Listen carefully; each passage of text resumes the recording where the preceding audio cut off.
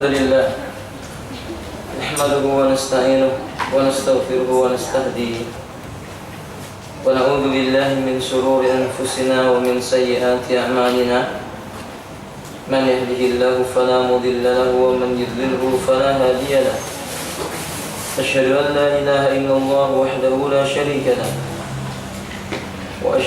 وأشهد أن محمدا عبد الله ورسول الله اللهم صل على محمد وعلى آله وأصحابه ومن تبعهم بإحسان إلى يوم الدين. Amma ba'du. Kita lanjutkan pembahasan dari kitab Tauhid sampai pada pasal apa itu?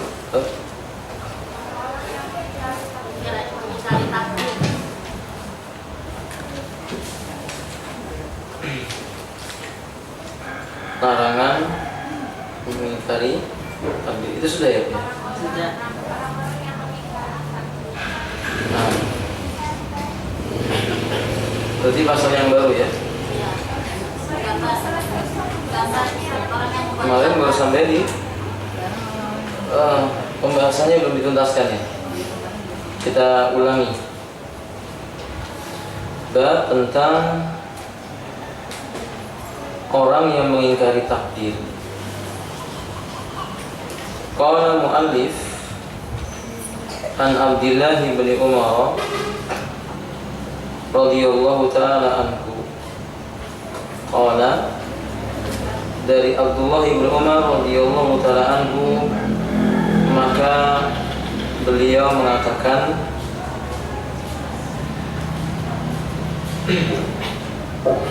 walladhi nafsu ibni Umar biyadihi, demi zat yang jiwanya Abdullah bin Umar ada di tangannya. Lau kana li ahadihim, kalau seandainya ada seorang di antara mereka memiliki mislu ukhudi dhahaban, satu gunung Uhud emas, thumma anfaqahu fi sabilillah, kemudian ia menginfakkannya di jalan Allah Ta'ala, maka bilahullahu minhu hatta yu'minu bil qadari, maka Allah tidak akan menerima infaknya itu, maka Allah tidak akan menerima infak yang datang darinya itu sehingga dia beriman dengan adanya takdir. Summa stadalla biqaulin Nabi sallallahu alaihi wasallam, lalu beliau berdalil dengan hadis Nabi sallallahu alaihi wasallam, al-imanu, iman itu an tu'mina billah, engkau beriman kepada Allah, wa malaikatihi wa kutubihi wa rusulihi wal yaumil akhir, wa tu'mina bil qadari khairihi wa syarrihi, dan engkau beriman terhadap takdir baiknya dan buruknya.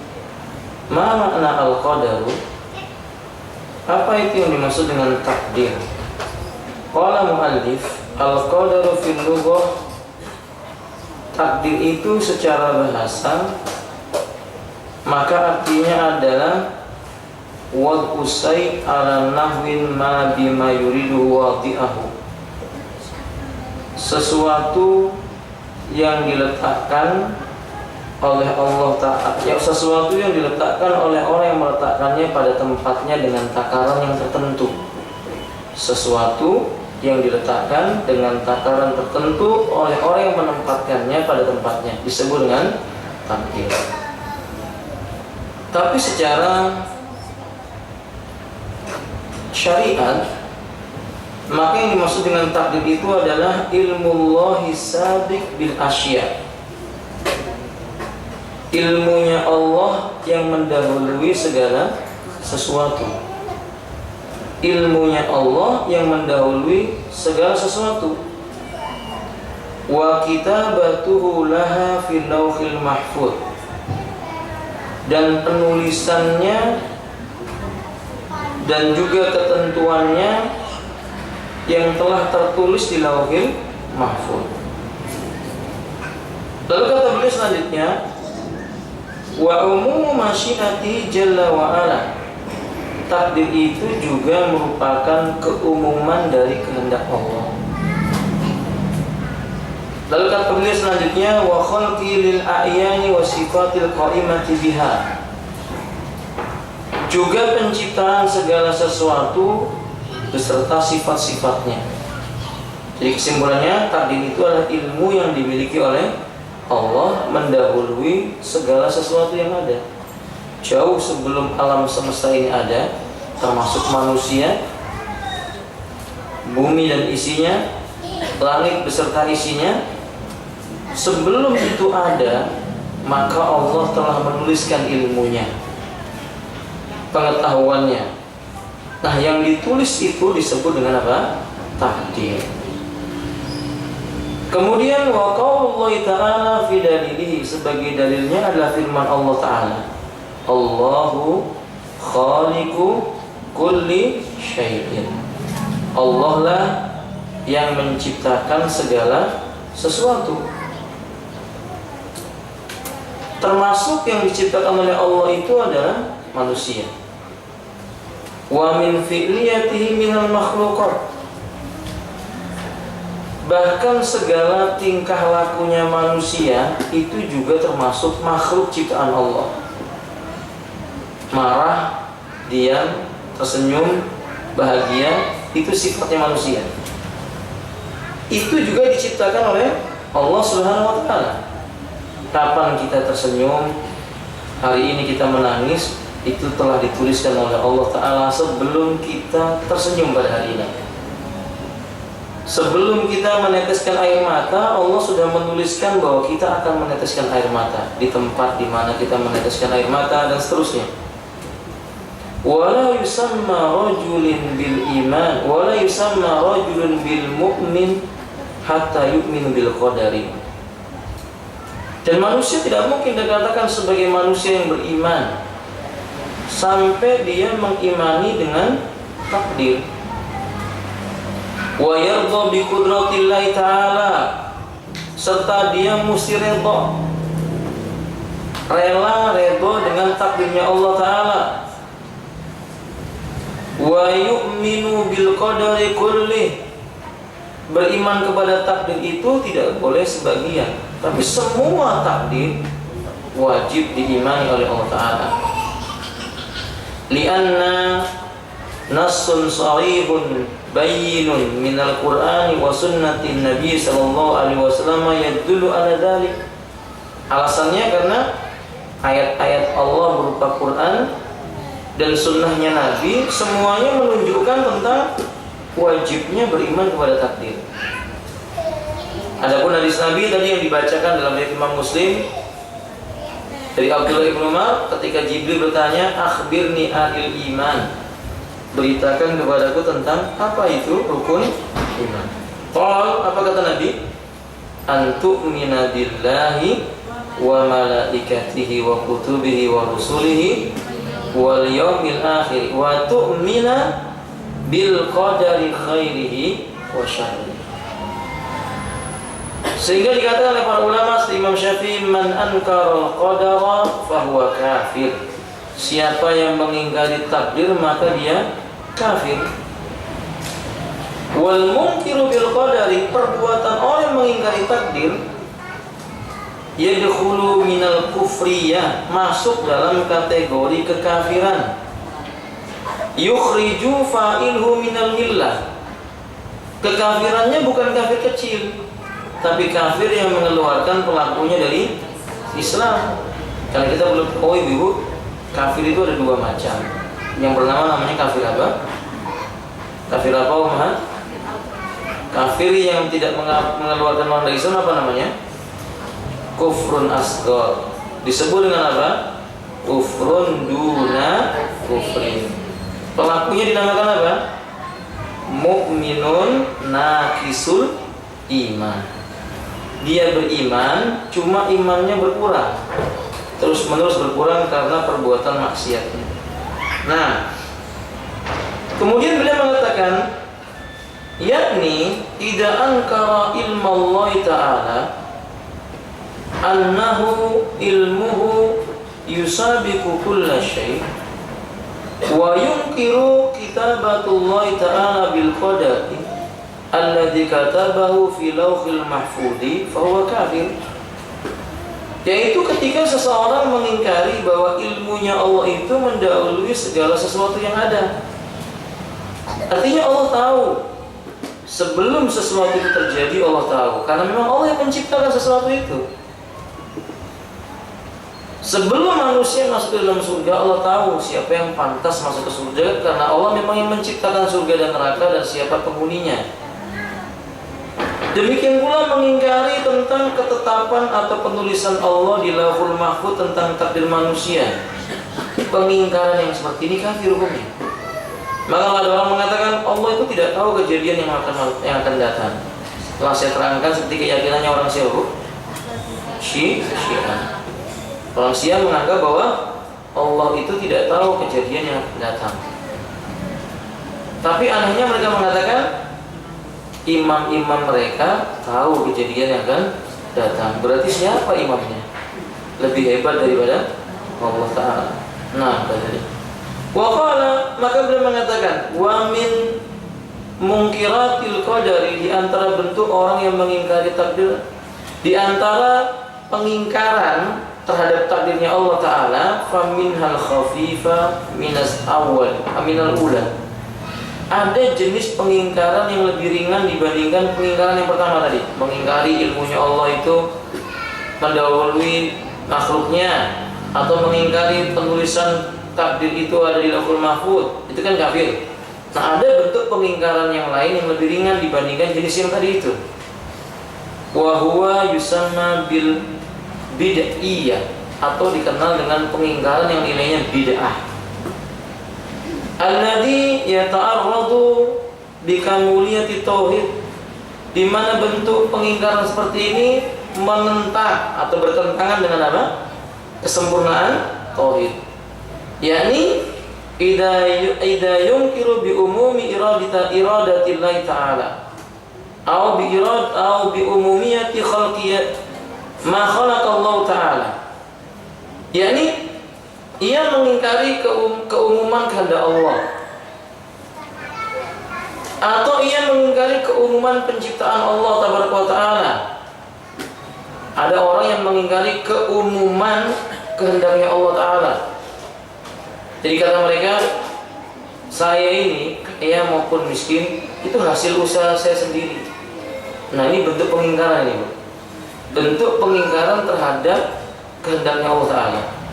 Awalnya dia mengatakan biiznillah, dengan izin Allah. Kemudian saya berusaha, Allah berikan kepada saya kekayaan. Ini benar. Tapi kalau ada orang berkata saya ini kaya kan usaha saya sendiri, gak ada kaitannya dengan Allah Ta'ala. Ini bentuk pengingkaran. Atau soalnya mengingkari keumuman penciptaan Allah Ta'ala. Yang bahwa Allah yang menciptakan surga, maka Allah juga menciptakan apa? Penghuni surga. Neraka diciptakan oleh Allah, maka Allah juga menciptakan penghuni neraka. Mereka mengingkari itu. Kalau begitu Allah zalim, masa Allah bikin makhluk dimasukkan dalam apa? Makhluknya yang lainnya. Kita katakan fa'al bima yurid. Allah berbuat sekehendak apa yang diinginkan oleh Allah Ta'ala. Tapi kan manusia tidak ada yang tahu apakah dia ini ahli surga atau ahli neraka. Yang jelas Allah berfirman fa'alhamaha fujuraha wa taqwaha. Allah telah mengilhamkan kepada setiap jiwa fajirnya dan takwanya. Maksudnya dua jalan ini manusia boleh memilih.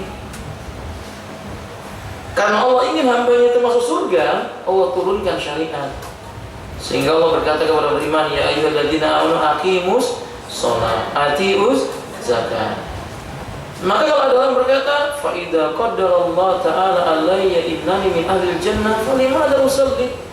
Kalau memang saya ditakdirkan oleh Allah ahli surga, untuk apa sholat? Capek-capek toh tetap masuk ya. Kalau mereka mengatakan, kalau memang saya ahli neraka, sholat apalagi? Sia-sia, udah sholat nggak masuk surga. Katanya. Ini namanya orang yang bodoh. Dia lupa bahwa tidak mungkin orang sholat dimasukkan apa? Neraka kalau sholatnya benar. Kalau Allah mengatakan inna sholata tanha 'anil fahsya'i wal munkar, sesungguhnya sholat itu bisa mencegah perbuatan dari berbuat keji dan kemungkaran. Nah, orang yang jauh dari perbuatan keji dan kemungkaran tidak mungkin dibalas dengan neraka. Innallaha la yudhi'u amalal muhsinin. Allah tidak mungkin menyia-nyiakan perbuatan baik orang yang berbuat kebaikan. Sehingga dikatakan dalam Al-Qur'an, "Faman ya'mal mithqala dzarratin khairan yarah, wa man ya'mal mithqala dzarratin syarran yarah." Barang siapa yang mengerjakan amal kebaikan walaupun sebesar dzarrah, ia akan memperolehnya, balasannya, melihatnya. Dan siapa yang mengerjakan kejelekan walaupun sebesar dzarrah, tahu dzarrah itu apa? Dzarrah? Semut yang kecil. Pernah dengar Abu Dar? Dar itu artinya semut yang kecil, kalau jalan itu nggak kelihatan kulit kita itu. Nah itu namanya dar. Orang Indonesia saking kecilnya nggak bisa buat perumpamaan, akhirnya disebut apa? Biji. Apa ada sawi bijinya? Ada bu sawi bijinya? Nggak ada. Itu seolah-olah menunjukkan kecil amat sangat.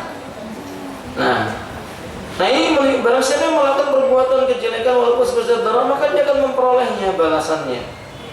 Al jazaul ihsan illal ihsan. Bukankah perbuatan baik itu tidak akan dibalas kecuali yang baik juga? Sholat itu baik. Nggak mungkin orang sholat dibalas oleh Allah neraka. Loh, bagaimana dengan hadis ayat yang mengatakan wailul lil musallin, celakalah orang-orang yang sholat. Ada kelanjutannya, alladzina-hum an sholatihim, alladzina-hum, mereka adalah orang-orang yang mereka itu an sholatihim, terhadap sholat mereka itu lalai. Mereka sholat tapi mereka lalai dalam sholatnya, tidak tumaknina, suka mengundur waktu tanpa udzur yang syar'i, dan seterusnya. Jadi menunjukkan bahwa takdir Allah itu berjalan sesuai dengan yang ditetapkan olehnya, dan tidak mungkin Allah berbuat zalim kepada hamba-hambanya. Bagaimana hukumnya orang yang tidak mengimani takdir? Ya tadi Ibnu Umar mengatakan, walladzi nafsi ibni Umar biyadi, demi zat yang jiwa Ibnu Umar ada di tangannya. Lau kana li ahadihim misla uhudi dhahabin, kalau ada di antara mereka ada sebesar gunung Uhud emas yang dimilikinya, kemudian dia menginfakkannya di jalan Allah, Allah tidak akan menerimanya sampai dia mau beriman dengan adanya takdir. Oh soal, pertanyaannya gimana dzalik? Kenapa bisa begitu? Lianna Allah azza wa jalla, karena Allah yang maha mulia lagi maha tinggi ini, la yaqbalu amalan illa salihan, wa la yusamma salihan illa mu'minan. Tidak mungkin menerima amal soleh kecuali dari seorang yang beriman, orang muslim. Wa la yusamma salihan illa tawaffara syartaini. Dan kita tahu amal itu enggak dikatakan soleh. Soleh itu artinya apa tuh Bu? Apa tuh artinya soleh? Bu, ada yang mengatakan semoga anakku jadi anak yang soleh. Apa soleh artinya? Taat itu artinya apa? Mutawwi, ta'ah. Ini yang soleh.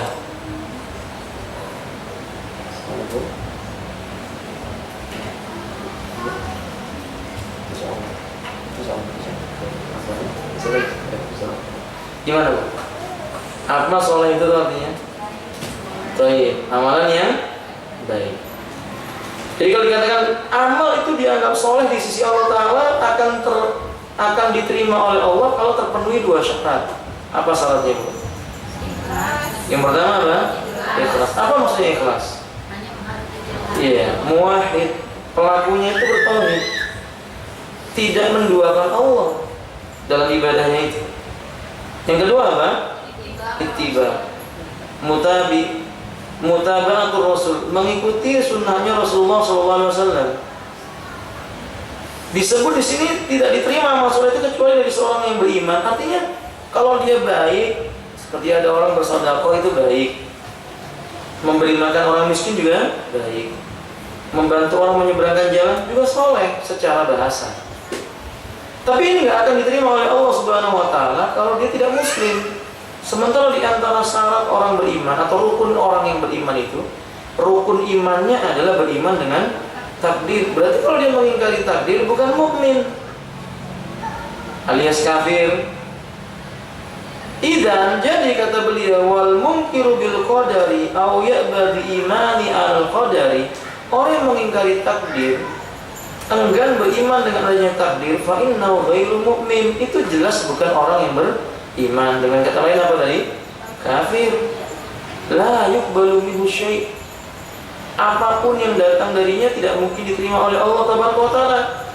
Wa in anfaqa misla Uhudin dahaban, walaupun dia harus menginfakkan sebesar gunung Uhud berupa emas, nggak diterima.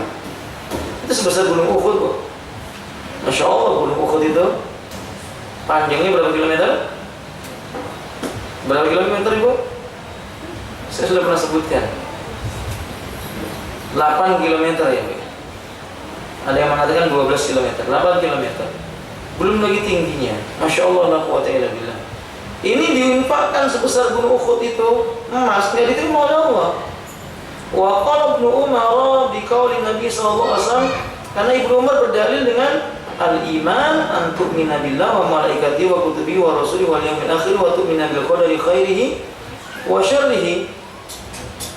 Beriman dengan takdir yang baik maupun yang buruk. Maksud yang baik dan yang buruk di sini apa maksudnya, Ibu? Mal makna al khair wa syarr fi qadari. Apa sih maksudnya? Baik dan buruk dalam maksud takdir dalam kalimat ini, yakni al khairu bi za'min nasi wa syarru bi za'min nasi. Di mana takdir itu baik menurut anggapan manusia atau buruk juga menurut anggapan manusia. Wa amma indallahi azza wa jalla kulluhu fihi muwafiqun khairun wal hikmatun. Tapi di sisi perbuatan Allah Jalla wa Ala, seluruh perbuatan Allah itu nggak ada yang jelek. Apa yang dilakukan oleh Allah semuanya mengandung kebaikan dan sesuai dengan kemahabijaksanaannya Allah. Si fulan ditakdirkan oleh Allah misalnya berjalan pincang. Menurut manusia dia dapat takdir yang jelek, tapi bagi Allah itu bukan hal yang jelek. Kan setiap kali Allah melakukan sesuatu dan mentakdir sesuatu, pasti di dalamnya mengandung apa? Hikmah. Mengandung hikmah, tidak mungkin tidak. Apa contohnya, Ibu, di antara hikmah orang yang kakinya pincang? Kira-kira apa, Bu, di antara hikmahnya? Hikmahnya apa, Ibu? Dia bisa lebih bersyukur, ngerti betapa besarnya nikmat punya kaki yang tidak pincang. Pak, Ibu, orang yang kakinya pincang kadang-kadang dia bisa jauh lebih memaknai betapa nikmatnya dan betapa besarnya karunia Allah kepada orang yang punya kaki yang sempurna. Hatinya dia bisa lebih lembut hatinya. Banyak seperti itu. Alaysa kadzalik? Ketika seseorang itu ditakdirkan Allah miskin, di antara hikmahnya apa, Ibu? Orang itu hidup miskin. Apa hikmahnya orang itu hidup miskin? Di antaranya lebih mudah hisabnya di yaumil qiyamah. Lebih ringan hisabnya. Apa yang mau dihisab? Hartanya dimakan pagi hari, sore sudah apa? Habis. Besok yang mau cari lagi. Kalau orang kaya yang tersimpan di mana? Di mana-mana. Itu ditanya oleh Allah Taala. Ditanya nanti oleh Allah Subhanahu wa Ta'ala, uangmu di sini sudah keluarkan zakatnya belum? Tetanggamu belum makan, sudah dikasih belum? Sudah kamu jenguk belum keluargamu dengan hartamu supaya bisa silaturahim? Belum, misalnya. Haji sudah belum? Belum. Ditanya oleh Allah. Kalau orang miskin nggak mungkin ditanya, nggak punya harta.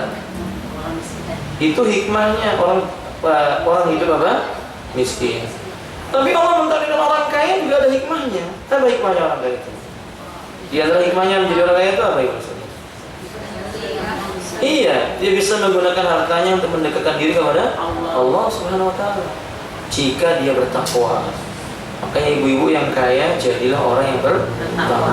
Gimana maksud yang miskin? Harus lebih bertakwa kepada Allah Ta'ala.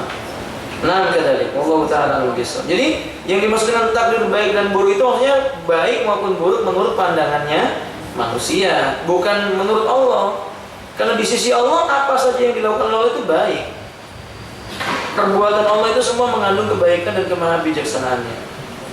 Wa qad ra'a an Ubadah bin Samit radhiyallahu ta'ala anhu qala li ibnihi. Lalu beliau mengatakan, sesungguhnya telah meriwayatkan Ubadah bin Samit tatkala ia berkata menasihati putranya, "Ya bunai, wahai putraku tersayang, innaka sesungguhnya engkau lan tajid ta'mal iman." tidak akan merasakan manisnya iman. Ini faedah menunjukkan kepada kita, iman itu ada rasanya. Rasa keimanan itu manis. Nabi mengatakan salasun man kunna fihi wajada halawatul iman. 3 perkara, bila seseorang memiliki 3 perkara ini, dia akan merasakan betapa manisnya iman. Berarti iman itu ada rasanya. Kebalikan dari iman itu apa Ibu? Kufur, kekafiran. Dan kekafiran itu rasanya pahit, rasanya menyedihkan, menyakitkan. Walaupun seolah-olah kekafiran itu menyenangkan secara pandangan mata manusia, tapi kekafiran itu tidak berujung kecuali dengan kepedihan. Ini bukti bahwa orang kafir itu nggak mungkin tenang. Dia mau cari ketenangan sampai naik ke puncak gunung. Orang kafir itu begitu.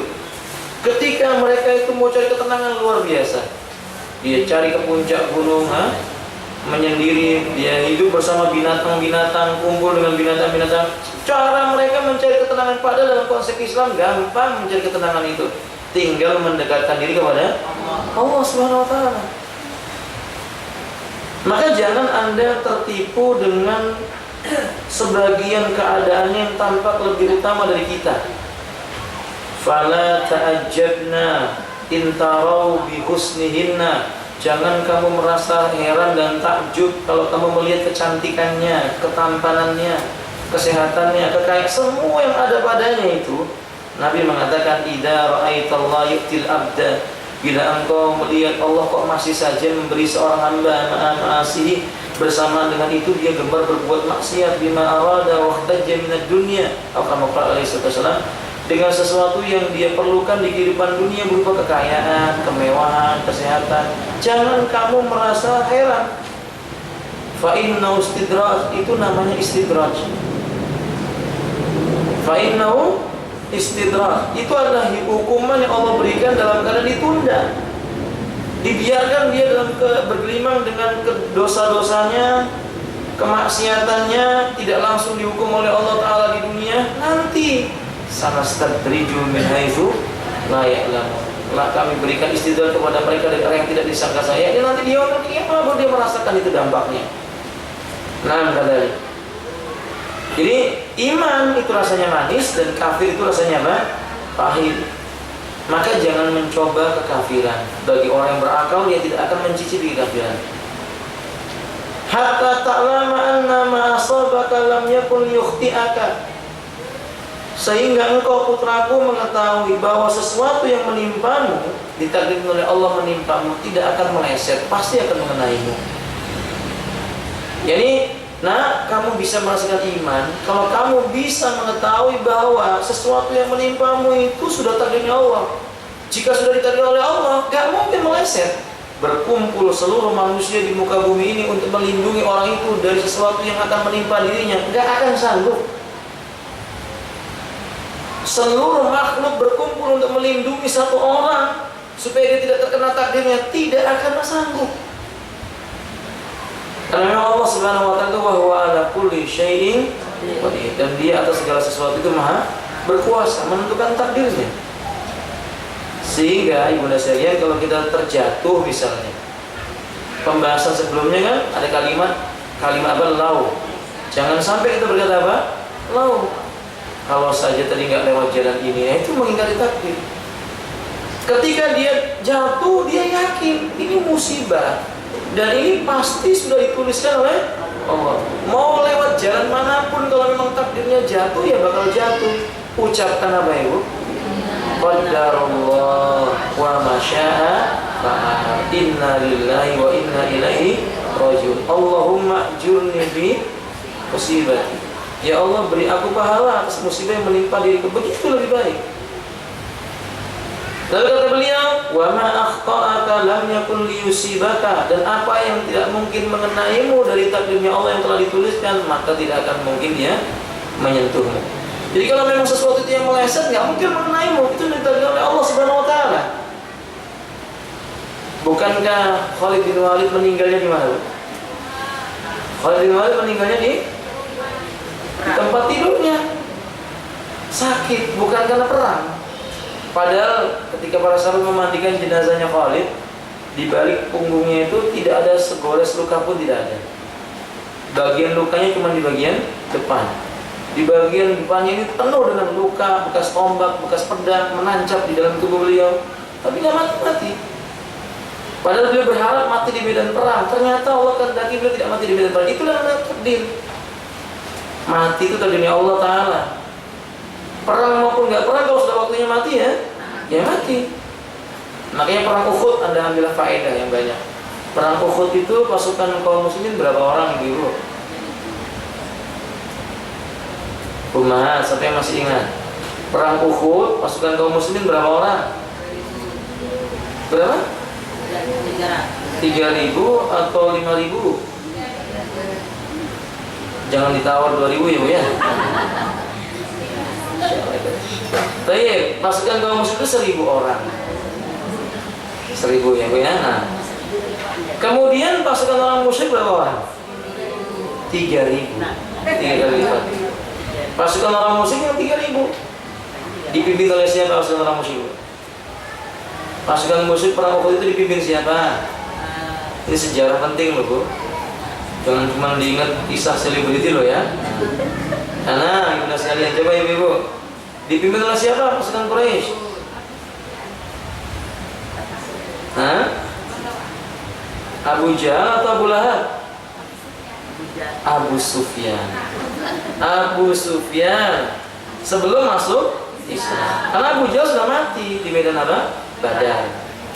Abu Lahab juga sudah mati di medan Badar. Dipimpin oleh Abu Sufyan ketika itu. Ketika kaum muslimin mendengar bahwa pasukan Quraisy dipimpin oleh Abu Sufyan mau mendekati kota Madinah, Nabi mengumpulkan sahabat. Ini kebiasaan beliau. Lalu Nabi meminta pendapat para sahabat. Sebagian sahabat berkata, kita songsong mereka di luar Madinah. Sebagian lagi mengatakan, karena ada seorang munafik yang mengucapkan kalimat, dan tokoh munafik ini sebenarnya dipandang oleh orang-orang masyarakat umum, dia tokoh. Siapa namanya Bu? Siapa? Ubay bin Salul ya Bu ya. Nah, maka lelaki ini mengatakan kita tinggal di Madinah saja, bertahan di kota Madinah. Kenapa? Karena lelaki ini takut hartanya hilang. Intinya dia takut perang. Sehingga Nabi dia masuk ke dalam rumah pakai baju besinya. Ketika Nabi sudah memakai baju besi dan perlengkapan perangnya, beliau jumpai para sahabat. Sahabat pun tertunduk malu dan berkata, ya Rasulullah, kalau seandainya engkau ingin tinggal di Madinah, biarlah kamu di Madinah, biar kami yang keluar menyongsong mereka. Kata Nabi, tidak pantas bagi seorang Nabi yang telah mengenakan baju besinya menanggalkannya sebelum dia membunuh musuhnya. Ini kalimat Nabi ini perlu diajarkan kepada siapa? Anak-anak kita. Ini sifat kepahlawanan yang luar biasa. Ulang-ulang kalimat ini di hadapan anak kita, supaya anak kita punya jiwa yang pemberani. Karena Allah Tabaraka wa Ta'ala, tidak pantas seorang Nabi yang telah mengenakan baju besinya kemudian menanggalkannya sampai dia membunuh musuh-musuhnya. Akhirnya para sahabat bersama Nabi keluar 1.000 orang menuju kota. Tapi di pertengahan jalan orang munafik menggembosi. Apa bahasa Indonesia gembosi itu? Ya, pokoknya memprovokasi supaya apa? Tidak jadi perang. La tadhabu ilal qital fatuqatalu, jangan perang nanti kamu mati, anakmu masih kecil, istrimu masih muda, hartamu sampai yang ngurus, kebunmu baru bermacam-macam. Sampai akhirnya 1/3 pasukan Nabi itu ikut bersama orang-orang ini. Terus membujuk orang pasukan. Begitulah orang-orang apa? Munafik sembari berkata, nanti kamu terbunuh di medan perang. Tapi orang-orang bersama dengan Nabi ini berkata, hasbunallah wa ni'mal wakil. Cukup bagi kami Allah, dan Allah sebaik-baik penolong bagi. Ini nasihat buat kita, Bang. Tumbuhnya keberanian dalam diri kita karena keimanan dengan takdir yang kuat. Masalah mati itu di tangan Allah Ta'ala. Ibadah sekali ini dibuktikan dalam Anda baca kitab Al-Fusul min Siratir Rasul ya, bab tentang perang Uhud. Bagus sekali penjelasannya walaupun singkat dari Imam Ibnu Katsir rahimahullah. Kata beliau, di saat Nabi mau berangkat perang dari kota Madinah ini, sebelum berangkat didatangkan seorang lelaki Ansor. Lelaki dari bangsa Ansor, dari suku Khazraj, didatangkan kepada Nabi SAW telah meninggal dunia. Maka Nabi menyolat, itu tepat pada hari Jumat. Nabi menyolatkan jenazahnya. Ini sebenarnya peringatan bagi kaum muslimin. Yang namanya mati ini loh temanmu, belum perang aja sudah apa? Itu maksudnya. Jadi semangatnya para sahabat tumbuh. Yang namanya mati dia kapan saja. Mau mati sekarang ataupun mati besok, yang penting mati di atas tauhid. Melaksanakan Islam secara sesuai dengan sunnahnya Nabi SAW. Hidup dan matinya di atas tauhid dan beramal dengan sunnah Rasulullah SAW. Selesai perkara. Inilah yang membuat para sahabat semangat. Lalu ayahnya Jabir, namanya Abdullah, mengejar sepertiga pasukan Nabi yang balik ke Madinah. Didatangi mereka, dinasihati mereka, diajak kembali. Ketika mereka tidak mau kembali, dicela oleh Abdullah. Abdullah marah, Abdullah benci dengan mereka karena Allah Ta'ala. Lalu Abdullah pun pergi kembali kepada Nabi, perang bersama dengan Nabi SAW. Wafat di medan Uhud. Abdullah meninggal di medan Uhud. Jabir bin Abdullah ketika wafatnya Abdullah ini di medan Uhud, digendong oleh Jabir. Jasadnya ini digendong bersama dengan pamannya juga, mau dibawa ke Madinah dimakamkan. Tapi kata Nabi, diperintahkanlah seorang penyeru untuk memanggilnya, kembalikan jasad Abdullah ke Uhud, karena orang yang meninggal di medan perang dikuburkan di mana dia meninggal dunia. Maka dikembalikan, dimakamkan di Uhud. Wafat dalam keadaan berperang bersama Nabi dan disaksikan keimanannya oleh Nabi radhiyallahu anhu. Allah ridha kepadanya. Wa radhiyallahu anhum wa radwan. Allah ridha kepada mereka, mereka ridha kepada Allah Taala. Nah, yang bisa kita ambil faedah Ibnu Sina, inilah iman kepada takdir. Sampai Nabi pernah berkata kepada Abdullah bin Abbas, seandainya seluruh manusia berkumpul untuk memberikan manfaat kepadamu, lalu Allah tidak menakdirkan itu menimpamu, tidak akan memberikan mereka itu manfaat kepadamu.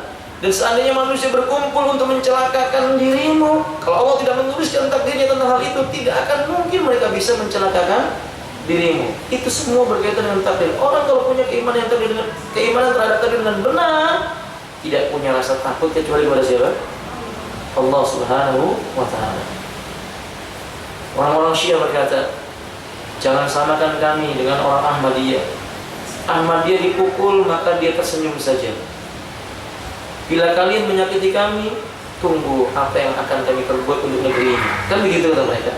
Seolah-olah mereka menakut-nakuti kita. Kami ini kaum yang berdarah-darah, hidup kami penuh dengan darah. Tunggu nanti apa yang akan kami lakukan untuk mengalirkan darah kalian. Begitu maksudnya itu. Kita jawab, ucapanmu itu tidak membuat kita takut.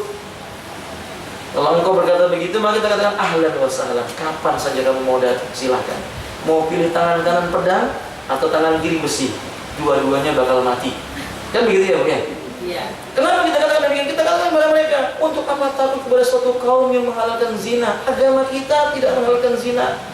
Agama ini mengajarkan tubuh menjadi kuat, tidak mengajarkan lemah karena perbuatan zina. Mereka kaum yang mengajarkan zina, dan zina itu melemahkan tubuh. Mengapa kita takut dengan kaum yang seperti ini? Agama kita mengajarkan bersihnya jiwa, kuatnya hati dengan kejujuran. Agama mereka mengajarkan tentang kebohongan. Apa itu? Taqiyah. Mereka mengajarkan taqiyah, bohong. Itu sebabnya orang munafik yang membuat hati menjadi pengecut. Agama kita ini diajari berkata jujur, di mana kejujuran itu akan membuahkan keberanian di jalan Allah Ta'ala. Mengapa mesti takut dengan orang-orang yang pada dasarnya mereka itu pengecut? Atau mereka itu orang-orang yang pernah mengotori apa? Hati mereka. Mengapa takut dengan mereka? Agama kita mengajarkan tentang janji Allah itu benar, sementara mereka mengajarkan ucapan-ucapan Allah itu enggak benar. You baca buku tentang apa namanya itu An-Nuqtah, penentangan Syiah terhadap firman Allah Ta'ala. Banyak sekali dia menolak firman Allah Ta'ala. Kita diajari percaya dengan firman Allah Ta'ala, sehingga menumbuhkan rasa kepahlawanan dalam tubuh seorang muslim. Mereka mengajarkan kepengecutan. Mengapa kita takut dengan orang pengecut? Faham Ibu? Jadi jangan terprovokasi dengan mereka. Kalau mereka mau mengatakan kami akan begini dan kami akan berbuat itu, kita katakan kalian bukan Tuhan dan kalian bukan anak Tuhan, karena Allah tidak memiliki anak. Maka apapun yang akan kalian lakukan, kami memiliki pembela, itu siapa? Allah Taala. Dan ini beriman dengan apa?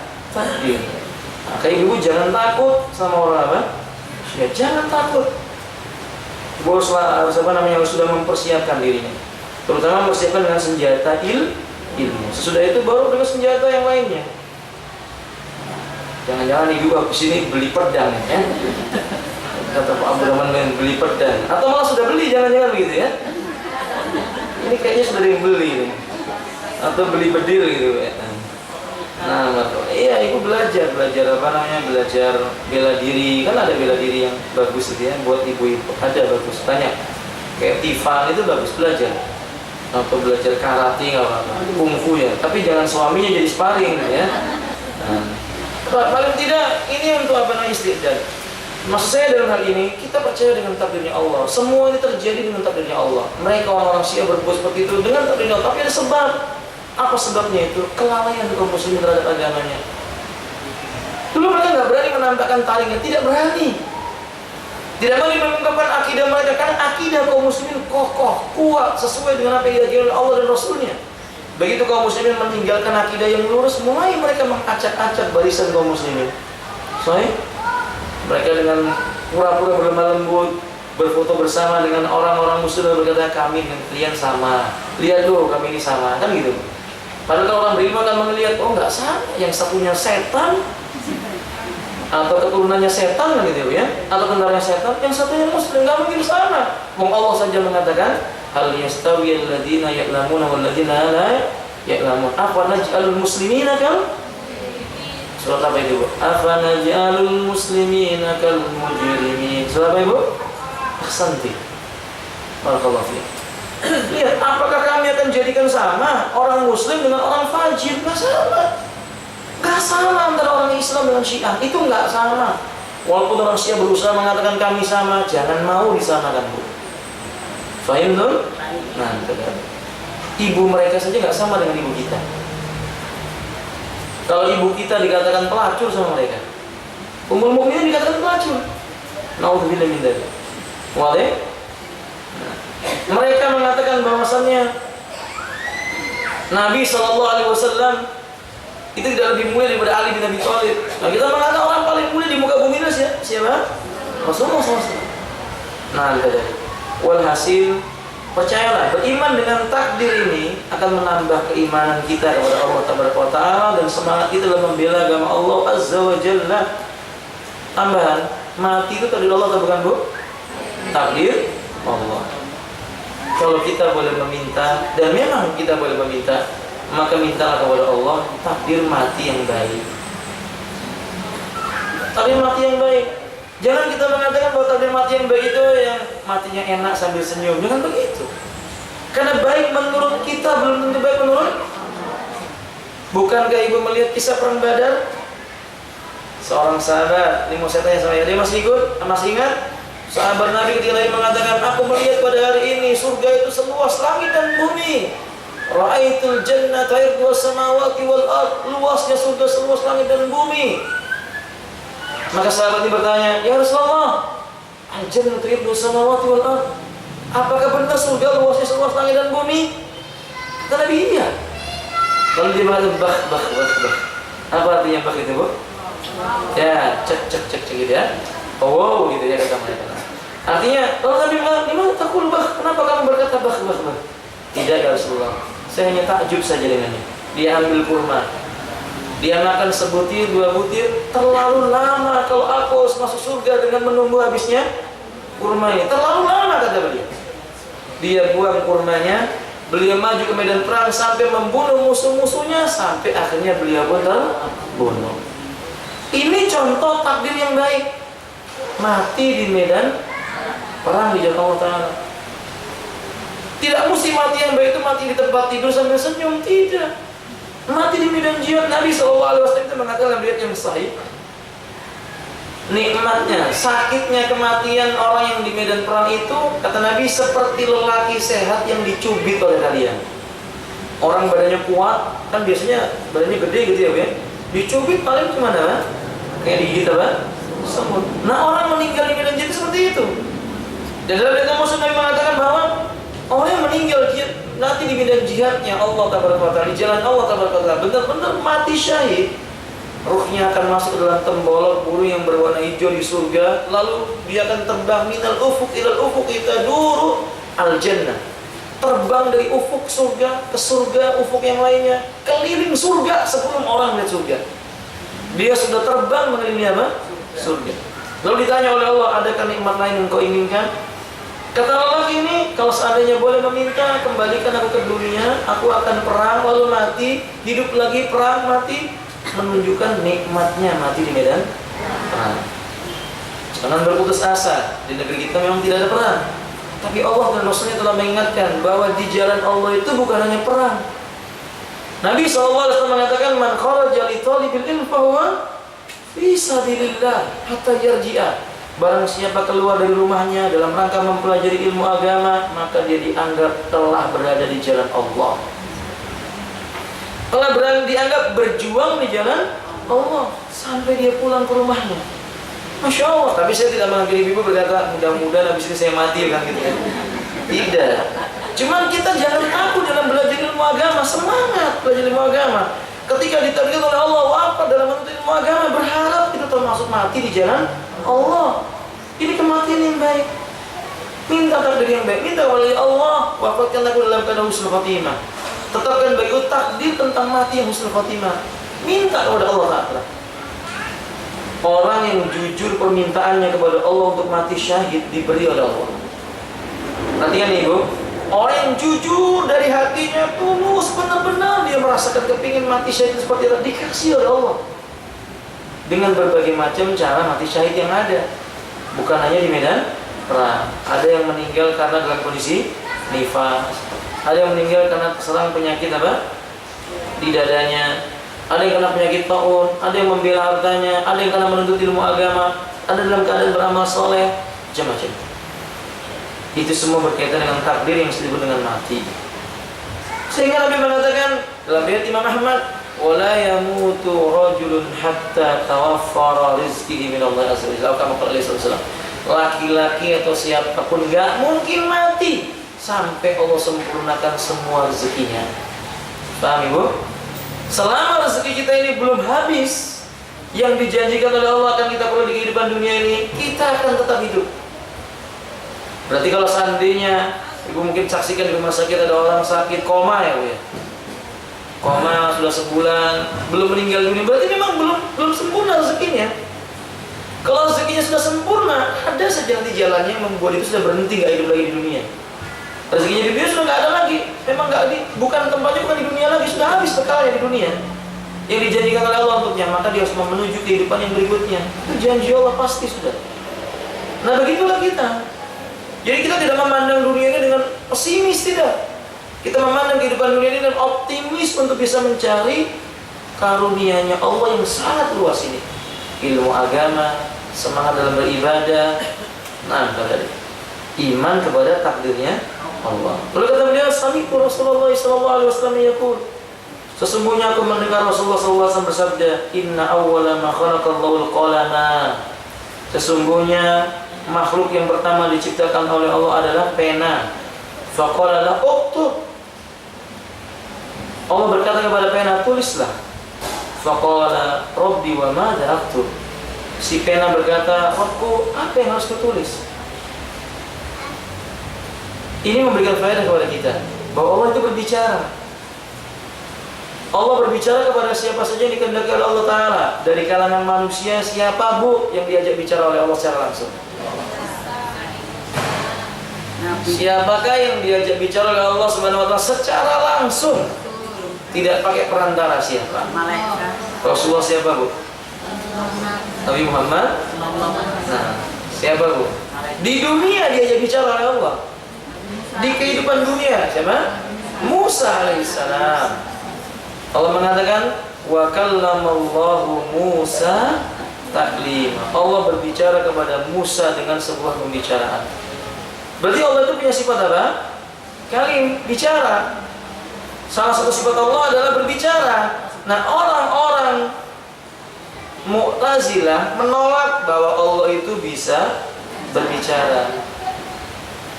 Nah, faedah ini juga menunjukkan bahwa makhluk bila Allah menghendaki dia berbicara, bicara. Jangan kita mengira bahwasanya pohon-pohon itu tidak bertasbih. Mereka bertasbih. Walakinnakum la ta'lamu tasbihahum.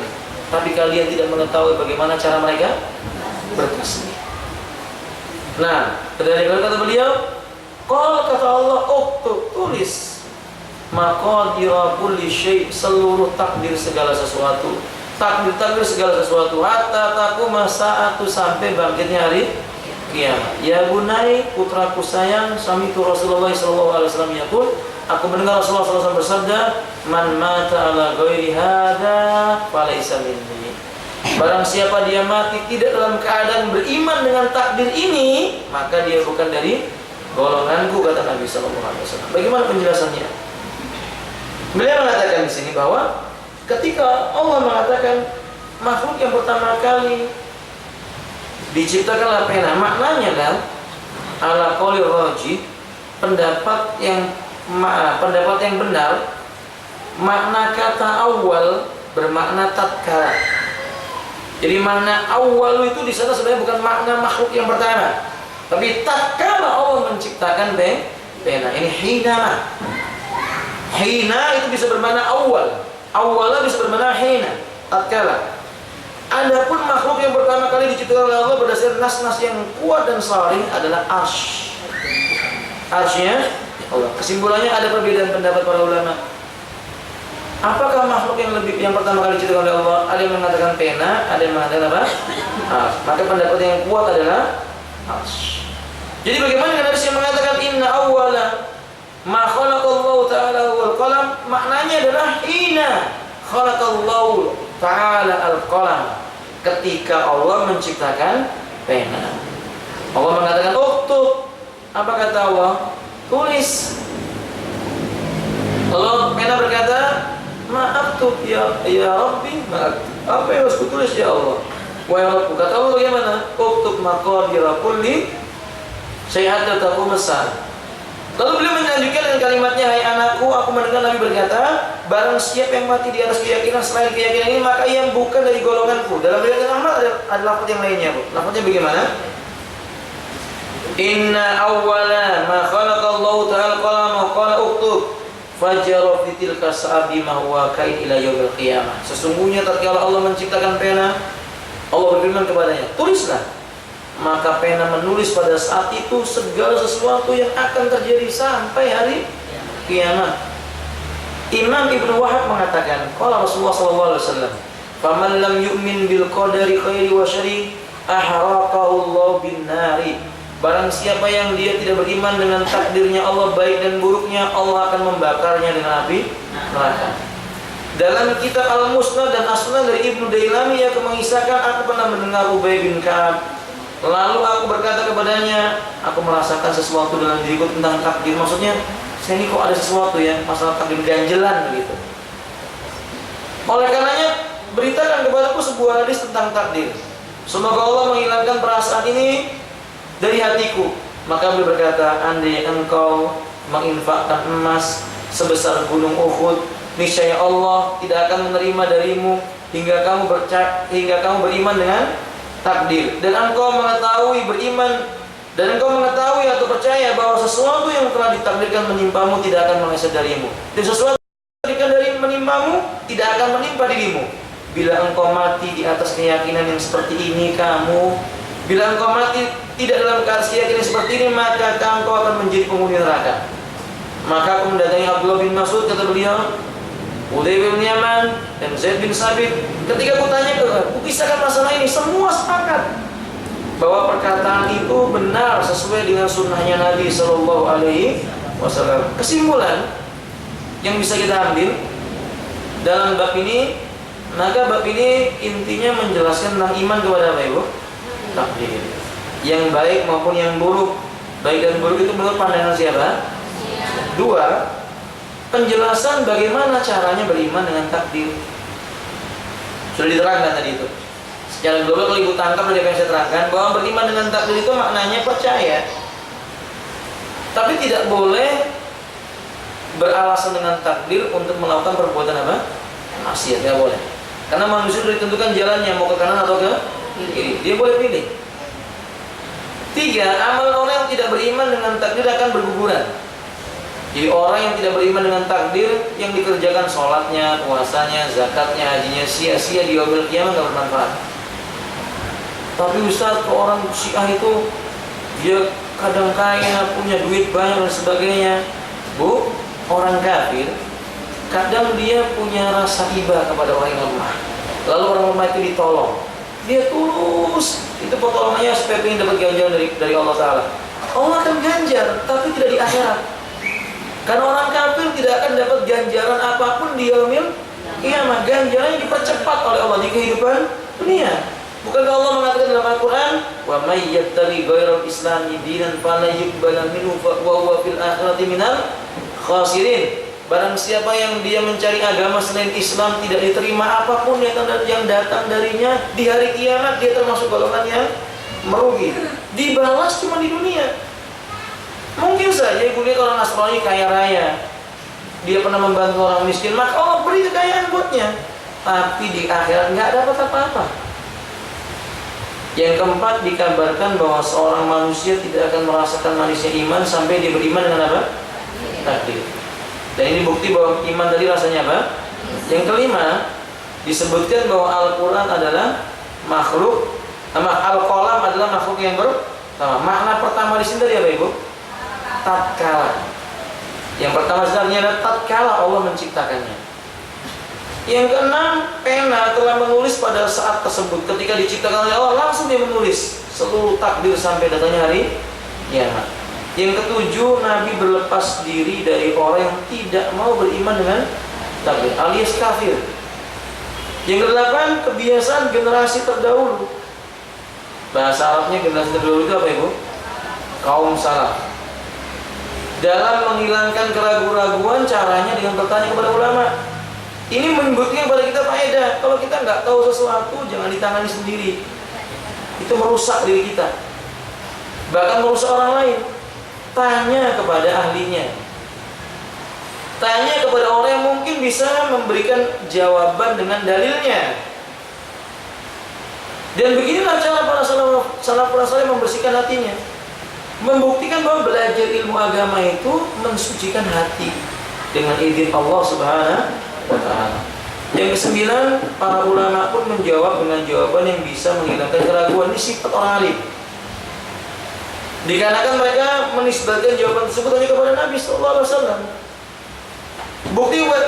Bukti ini menunjukkan bahwa orang disebut alim, orang disebut pantas dimintai fatwa kalau dia menjawab menurut perkataan Allah dan bukan menurut saya, kira-kira, boleh-boleh saja, apa salahnya. Ini tidak benar. Perkataan-perkataan seperti ini tidak bersandarkan dari Al-Quran maupun Sunnah Nabi SAW. Demikian pasal tentang orang yang mengingkari takdir secara ringkas. Semoga bermanfaat. Adapun yang lain-lainnya mungkin kita akan bahas di waktu yang lain. Tentang hafalan Quran kita juga belum bisa dituntaskan pada hari ini. Afwan, harusnya kita baca karena ada keperluan yang harus saya selesaikan. Semoga bermanfaat. InsyaAllah kita bertemu lagi pada hari Senin yang akan datang, ya, insyaallah. Subhanakallahumma wa bihamdik, asyhadu an la ilaha illa anta, astaghfiruka wa atubu ilaik. Wallahu ta'ala a'lamu bis-shawab. Assalamualaikum warahmatullahi wabarakatuh.